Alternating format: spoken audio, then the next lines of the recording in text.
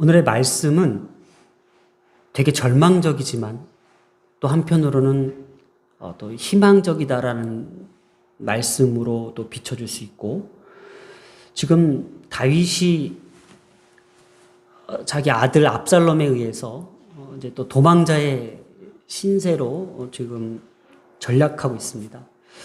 제가 다윗의 일생을 이렇게 묵상해 보면서 느끼는 것은, 다윗이 제일 전문적 특기가 뭐냐면 도망치는 것 같아요. 골리앗을 쓸어 넘어뜨렸던 그 장수, 뭐 장수도 아니죠. 그 어린 다윗이 왕이 되기까지 수많은 시간들을 사울을 피해 도피를 했고, 또 숨어 지냈고, 또 비참하고 또 비굴하기까지도 살아왔던 그 시절. 이제 좀 왕으로서 뭔가 이스라엘의 어떤 큰 명분을 가지고 승승장구할 그때쯤, 자신의 한 순간의 욕정을 참지 못하고 그 죄로 말미암아 하나님의 공의로운 그 심판과 또 그 사랑과 그 은혜들이 펼쳐지는 과정 속에서 다윗은 또다시 아들의 어떤 반란의 피해 지금 도망가는 그 상황에 놓여 있다라는 그 사실. 다윗은 왜 이렇게 인생이 이럴까? 그래도 분명히 성경에서 또 우리가 알고 있는 신앙적 지식, 그 어떤 신학적 지식에 의해 바탕에서는 다윗은 의롭고 또 위대하다라고 우리는 알고만 있었습니다. 분명한 것은 성경이 끝까지 다윗을 조명하고 있는 그 포인트는, 다윗은 참 온전한 신앙을 갖고 있는 사람임은 분명합니다. 그러니까 다윗이 도망자이고 비겁한 사람이고 또 뭐 어떤 그 밧세바 아내를 취했던 어떤 불의한 사람일 수 있지 모르지만은, 그 가운데서도 다윗은 가장 우리 오늘 믿는 우리 신자들에게 어떤 신앙의 어떤 본보기, 이것이 온전한 신앙이라는 것을 보여주는 것이 아마 다윗이 아닐까. 그래서 성경은 계속 그 다윗을 우리에게 조명해주고 있다라는 겁니다. 자, 다윗이 우리가 지난주에 이제 압살롬이 이제 예루살렘 성으로 이제 진격해서 이제 그 왕위를 쟁탈하려고 했을 때에 다윗은 뒤도 돌아보지 않고 예루살렘을 떠납니다. 예루살렘을 떠나서 우리가 광야로 향하느니라. 그래서 이스라엘 백성들이 가장 두려워하고 가장 하기 싫어하는 것이 이 광야길인데, 지금 다윗은 그것도 마다하고 좀 광야로 향하려고 하고 있습니다. 사독에게 이렇게 얘기합니다. 하나님의 언약궤를 성읍으로 예루살렘으로 도로 어떻게 해요? 메어서 가져가래요. 메어서 가져가라. 자, 지금 다윗이 도피하는 이 과정 속에서 사독과 이 아비아달 그 제사장의 어떤 이들이 하나님의 언약궤를 같이 가져왔다는 그 의미가 뭘까라는 거예요. 언약궤를 상징하고 있는 그 의미가 바로 이스라엘에 있어서 이 언약궤라는 것은 아주 중요한 거라는 거죠. 이 언약궤는 이스라엘의 전쟁 시에 동반 같이 출전하였고, 또 하나님의 도움의 상징이었다라는 것, 또 하나님의 언약의 상징이었고, 또 승리의 보장물처럼 여겼기 때문에 지금 다윗에게도 가장 절실한 것이 바로 이 언약궤라는 거예요. 자, 그런데 다윗은 왜 언약궤를 예루살렘으로 다시 돌려보냈냐라는 거예요. 다윗은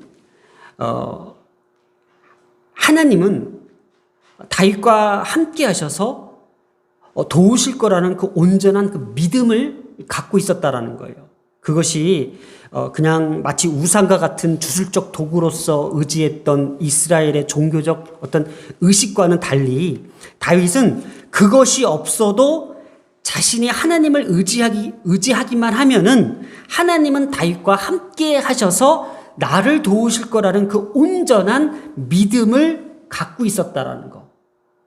이것이 바로 오늘 말씀의 핵심인 거예요. 자, 오늘 우리가 믿음 생활하면서 가장 큰 오류가 뭐냐면은 어떤 이 종교적 어떤 그 퍼포먼스, 어떤 이 종교적 어떤 수단, 이 종교도 어떤 방법을 통해서 뭔가 신의 마음을 얻고자 하는 이 잘못된, 이 마치 우상을 섬기는 주술적 신앙들이 우리에게 있다는 거예요. 우리가 하나님을 온전히 바라보고 하나님을 온전히 의지하고 하나님을 온전히 구하는 그 신앙이 무엇이냐는 것을 다시 한번 우리에게 가르쳐 주고 있다는 것을 우리가 한번 다시 한번 되짚어 봐야 되는 거예요. 그래서 제가 오늘 그냥 이렇게 좀 우리 아이들도 있기 때문에 편하게 한번 얘기해요. 이 그냥이라는 단어를 좀 많이 써볼게요. 그러니까 다윗이 이랬을 것 같아요.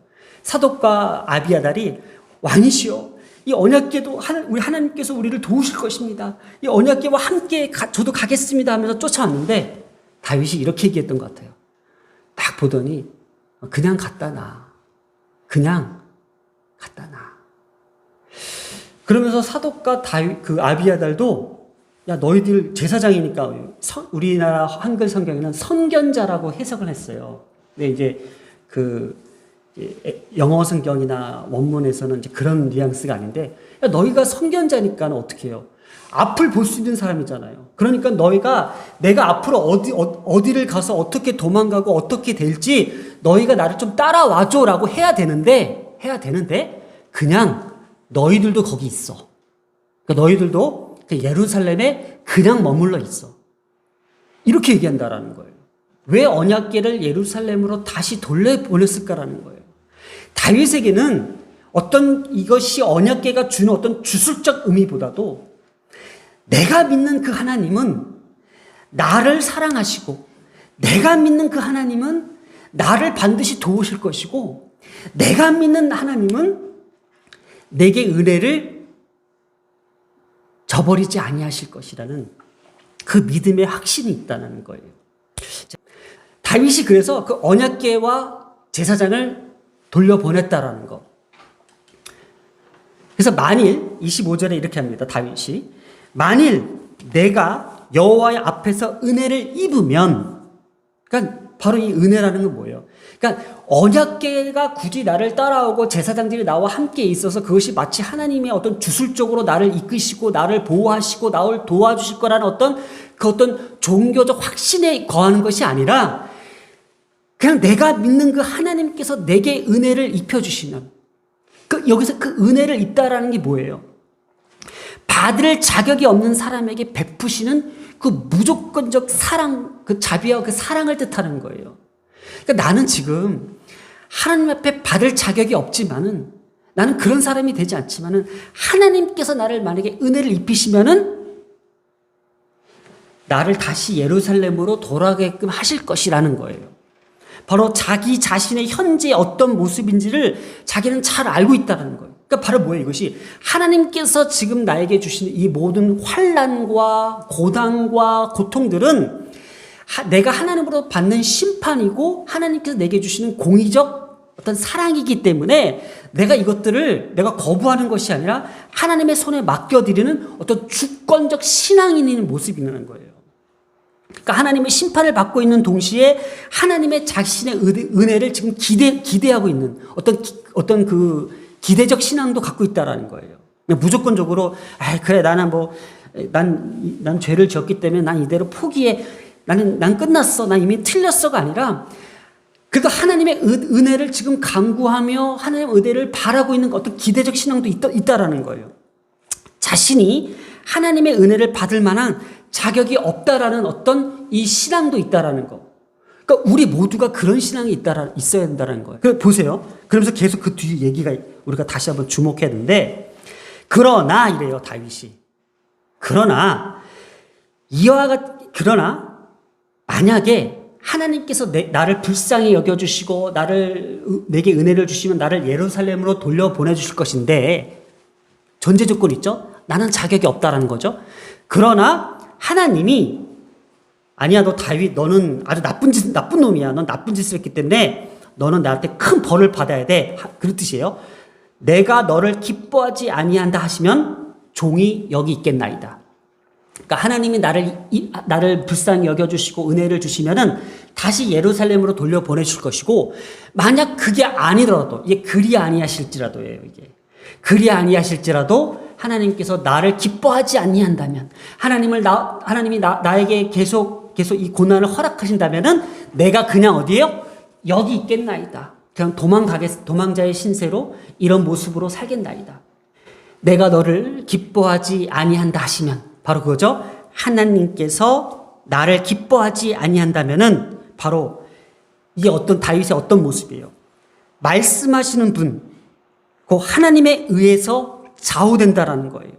자신의 상황을 단정짓지 않고 하나님의 뜻에 따라 하나님의 절대 주권을 인정하는 이 다윗의 신앙적 태도를 우리가 엿볼 수 있어야 된다는 거예요. 26절에도요. 또 선히 여기시는 대로 내게 행하시옵소서. 그러니까 주님의 뜻대로 행하시옵소서. 바로 오늘 하나님께서 우리에게 하나님의 뜻을 구하며 하나님의 뜻대로 살아가고 하나님의 뜻을 구하는 이 다윗을 볼 수 있었다라는 것. 하나님께서 주권적으로 행하시는 일에 대해 다윗은 어떠한 불평과 반대도 못한다라는 사실을 강조하고 있다라는 거예요. 여러분, 주권적 신앙이란 무엇일까요? 다윗은 자기가 하나님의 심판을 받아 마땅한 죄인이라는 사실을 인정하고 하나님의 어떤 결정에도 그 뜻을 받아들이겠다라는 마음과 자세를 지니고 있다는 것. 이것이 바로 하나님 중심 신앙이에요. 잘 들으세요. 하나님의 중심의 신앙이 무엇일까? 오늘 기독교가요, 이 주술적 신앙에 빠져 있는 것이 무엇이냐면요, 자기 중심의 신앙이 있는 거예요. 내가 이렇게 했고, 내가 이만큼 했고, 내가 이렇게 살아왔고, 내 신앙은 이렇다라는 자기 중심의 신앙이기 때문에 그것을 마치 주술적으로 자꾸 굴려가면서 뭔가 신앙적 혜택을 누리고자 하는 그런 오류에 빠지는 것. 그러나 오늘 우리에게 성경을 가르쳐 주시는 건 뭐예요? 하나님 중심의 신앙에 서야 된다는 거예요. 자기 중심에 서 있는 신앙인지 아니면 하나님의 중심에 있는 신앙인지는 하늘과 땅 차이라는 걸 알고 있어야 돼요. 그러나 우리가 맨날 설교하고 기도하고 말씀 들을 때 뭐예요? 하나님 중심, 하나님 뜻대로, 하나님 말씀대로, 하나님 하지만은 정작 내 신앙은 어디로 가 있어요? 계속 주술적으로 주문하고 있잖아요. 주시옵소서, 주시옵소서, 주시옵소서. 바로 오늘날 우리 성도들이 가져야 될 이 모습은 하나님 중심 신앙이라는 것. 절대 주권을 가지고 하나님의 모든 공의롭게 판단하시는 하나님 앞에서 우리 성도들이, 우리 신자들이 마땅히 가져야 될 이 바른 신앙의 자세를 오늘 이 모습을 통해서 다윗에게 하나님께서 말씀하셨습니다.